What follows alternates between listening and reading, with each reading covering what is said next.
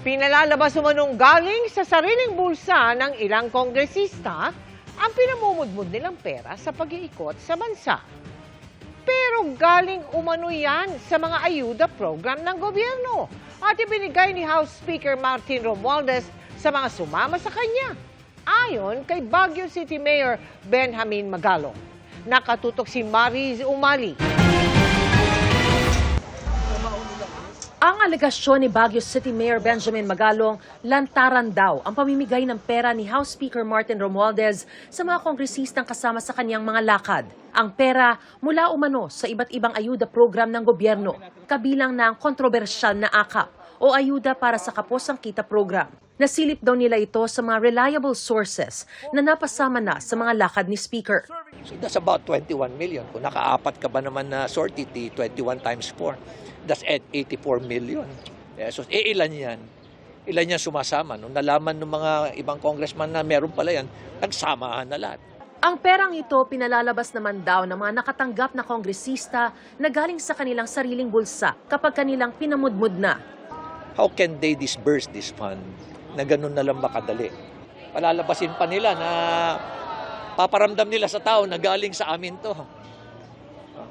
At magkakot pa sila, meron ba yan sa iba? May ginagawa ba yan sa iba? Ganun pa yung mga parinig. So nakakalungkot isipin. Sinubukan naming kunin ang pahayag ni Speaker Romualdez pero wala pang binibigay na tugon ng kaniyang tanggapan. Sabi naman ng Department of Social Welfare and Development, imposibleng mga kongresista ang mamahagi ng mga ayudang ito. Hindi ito posible since kami mismo ang nagdi-disburse ng funds for AICS and AKAP.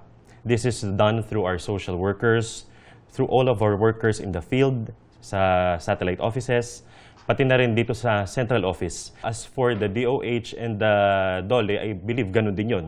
Kasi these funds are through the department, di ba? So the funds are with us and with the respective departments.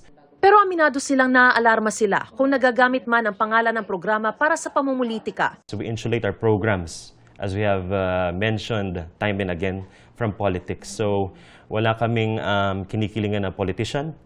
Si Congressman Joey Salceda, wala raw alam tungkol sa sinasabi ni Magalong. Hindi ko alam. Hindi ko alam kasi hindi pa ako sumasama. Sa Bicol? Sa Bicol?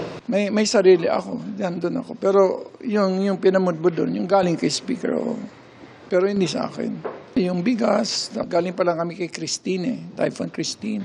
Timing naman na nandun si Speaker.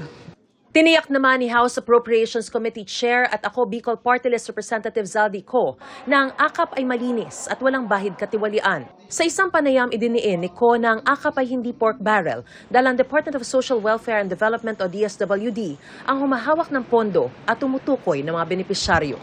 Para sa GMA Integrated News, Mariz Umali, nakatutok, 24 oras.